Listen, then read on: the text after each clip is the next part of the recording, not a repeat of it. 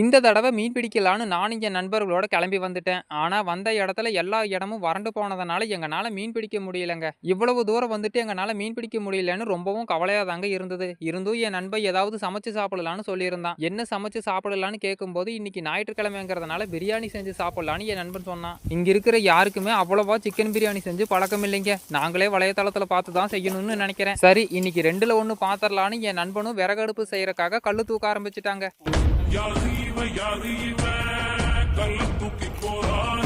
அதுக்கப்புறம் அடுப்புக்கு தேவையான விறகுகளை எல்லாம் முறிச்சிட்டு அடுப்பையும் நாங்க பத்த வைக்க ஆரம்பிச்சிட்டோம். நல்லா நெருப்பு மழன்னு எரியும் போது என் நண்பன் குண்டாவை தட்டி பிரியாணி செய்ய ஆரம்பிச்சிட்டாங்க.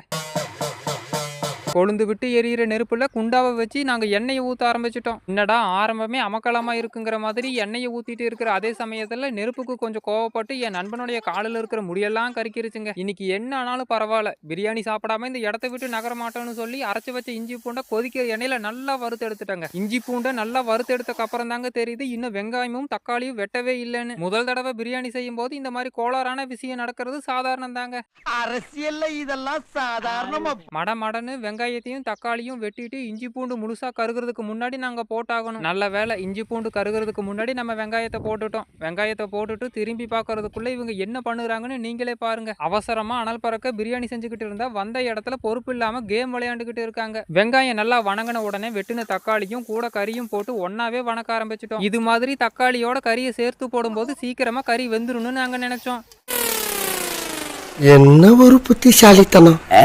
தக்காளியோட கறி நல்லா வெந்ததுக்கு அப்புறம் பிரியாணி பேஸ்ட்னு சொல்லி கடையில் விற்றதை நாங்கள் எடுத்துகிட்டு வந்து போட்டுட்டோம். ஏன்னா அதிகமாக எங்களுக்கு பிரியாணி செஞ்சு பழக்கம் இல்லாதங்கிறதுனால எங்களுக்கு ரொம்பவும் உதவிகரமாக இருந்தது. இந்த மாதிரி பேஸ்ட்டை பயன்படுத்தும் போது எந்த விதமான மசாலாவையும் பயன்படுத்த தேவையில்லைன்னு சொன்னாங்க. அது ரொம்பவும் சுலபமாக இருக்கிறதுனால நாங்களும் பேஸ்ட்டை வாங்கிட்டு வந்துட்டோம். என்னதான் கடையில் பேஸ்ட்டை வாங்கினாலும் சரியான அளவில் உப்பும் தேவையான அளவில் காரமும் நம்ம தான் பார்த்துக்கணும். கடைசியில் ஒரு வழியாக அரிசியும் போட்டுட்டு ஏடாகூடமாக செஞ்சாலும் எப்படியோ பிரியாணின்னு சொல்லிக்கிற மாதிரி ஒன்று செஞ்சுட்டோம். நாங்கள் சமைக்கும் போது என்னென்ன மறந்துட்டோன்னு மறக்காம கமெண்ட்ல சொல்லுங்க. அடுத்த தடவை செய்யும் போது எனக்கு ரொம்பவும் உதவிகரமா இருக்கும். பிரியாணி மாதிரி இல்லைனாலும் சாப்பிடுற மாதிரி இருக்குங்க. சாப்பாடை பழிச்சு காட்டக்கூடாதுங்கிறதுனால நாங்களும் இருக்கிற பசியில எல்லாரும் சாப்பிட ஆரம்பிச்சிட்டோம். நண்பர்களோட இந்த மாதிரி காட்டுக்குள்ள வந்து சமைச்சு சாப்பிட்டதுல எனக்கு ரொம்பவும் சந்தோஷங்க. இந்த பதிவு உங்களுக்கு பிடிச்சிருக்கும்னு நினைக்கிறேன். பிடிச்சிருந்தா மறக்காம லைக் பண்ணிட்டு இது போல பதிவை தவறாம பார்க்க மறக்காம சப்ஸ்கிரைப் பண்ணிக்கோங்க. அடுத்த ஒரு நல்ல பதிவில் நான் உங்களை சந்திக்கிறேன். நன்றி, வணக்கம்.